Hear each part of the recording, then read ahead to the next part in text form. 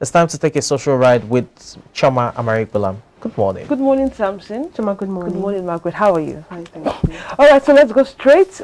Jubilation swept through the southeast states of Abia and Enugu last night, following the quashing of the charges pressed by the federal government against Independent People of Biafra IPOB leader Nnamdi Kanu.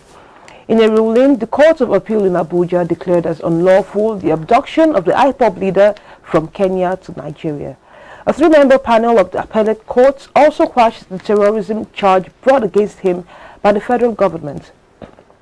The Court of Appeal was of the view that the federal government breached all local and international laws in the forceful rendition of Kanu to Nigeria, thereby making the terrorism charge against him incompetent and unlawful. Now, taking some reactions, Danny says, how convenient to release Nnamdi Kanu at a time when Peter Obi's momentum is soaring. The IPOB agenda y'all want to push next is dead on arrival. We see through it. And Machiavelli says, I am happy about this news because it will restore peace in the southeast, but I am suspicious of the timing. I don't trust APC. I have a feeling they've struck a deal with Kanu to ensure the people of southeast do not come out and vote on election day. It's my hope I am proven wrong.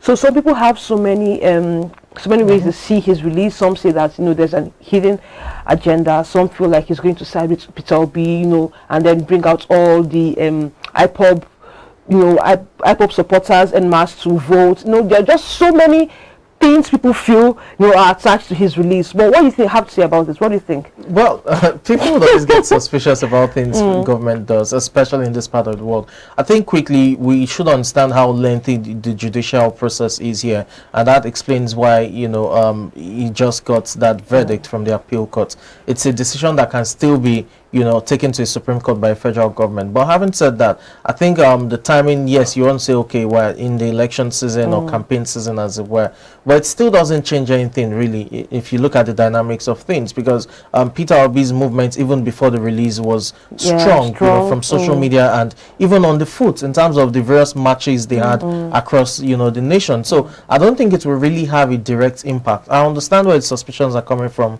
but in terms of the elections proper, I'm not sure it has a direct impact. What I'm just pleased about is probably there'll be a bit of peace, when it comes to the southeast, and we'll have all those sit-down, rules and all taken away. Well, like you said, people would always see things, but what they think is not what must be applicable. But the law will still have to take its full course.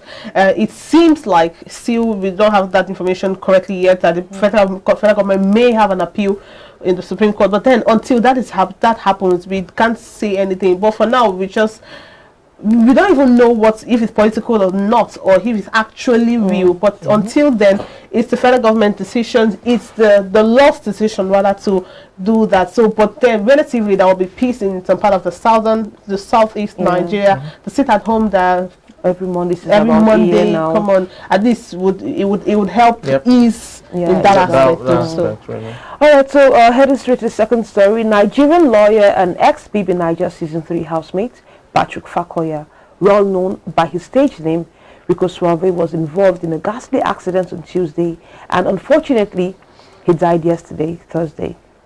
Now, a 30-second video clip showing his final moments at a hospital in Lagos State has attracted condemnation from members of the public.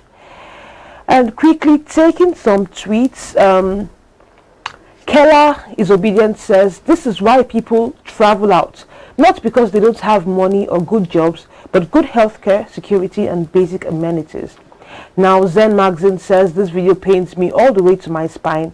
How dare they be making videos while this man is fighting for his life? This one has got to be one of the most heartless and most unprofessional nurses I have ever seen. This is so unfair. Our healthcare system is a mess in Nigeria. And finally, Femi says, Fam, I was at Luth with a 5-year-old baby on oxygen at 3 a.m. Luth doctors told me to make payments. They said they only collect cash, no transfer or POS, just cash at 3 a.m. You think governments had wait till you meet regular Nigerians? Okay. Well, I just want to react to this. Okay. I understand that emotions are high with the death of Rico Suave yesterday, and trust me, he's someone I, from the Big Brother time, I really liked, and nobody should die in that way. But the thing is, let us put our emotions in check and let us think first of all and observe. From the video I saw, this is my opinion and I'm entitled to it, I did not see any fault from those nurses. People brought Yugoslavia to that hospital. The people making the video was the person laughing when he asked, the nurse even said, please stop videoing, drop the video, let's carry him. The man behind, I don't know if it's a worker, I don't think because he said, he laughed. I said, I'm not supposed to, I'm not the one working here. The nurse was even like, please now leave this thing, let's carry. So if you look at that, I don't know how the nurses are to blame. They were the ones speaking out. They are workers. And she even said drop the video. So the people behind the camera that brought him to the hospitals, we don't even know who they are. They are the ones that should, every little thing we are good with saying people should be sanctioned. But we are not, because of someone's life, of course, I sympathize. But then we should also think and be logical in our thinking and not just emotional in the thinking. Yes, what has been making rounds has been that the lady that said drop, stop making this video was the nurse. Yeah, but the other people were just health attendants, and so people were like, even if they're health attendants, they should also know, what to do, because they feel like, okay, most of them were laughing. They didn't really take it very serious, apart from the nurse herself, who said, stop making this video, let's find out what to do to this guy. So the video was just one person laughing. It's just unfortunate what happened. I understand where the backlash is coming from, that it should have been a all hands on deck situation. Everyone's scrambling. If you're getting the ventilator, getting the oxygen tank, whatever it is, just to resuscitate the life. I understand all of that. It's quite unfortunate how it happened. We should also understand that the way the healthcare system it's really a mess, and we need to do better. Yes, from the video we could see that there was an oxygen mask and already and a drip going on in terms of first aid treatments. There could have been more, no doubt, but what was even the assurance that there was a doctor right there on duty to attend to him, or a surgeon, or whatever it is? More often than not you hear, he's on his way, we'll just call him, and all of that. It's ridiculous.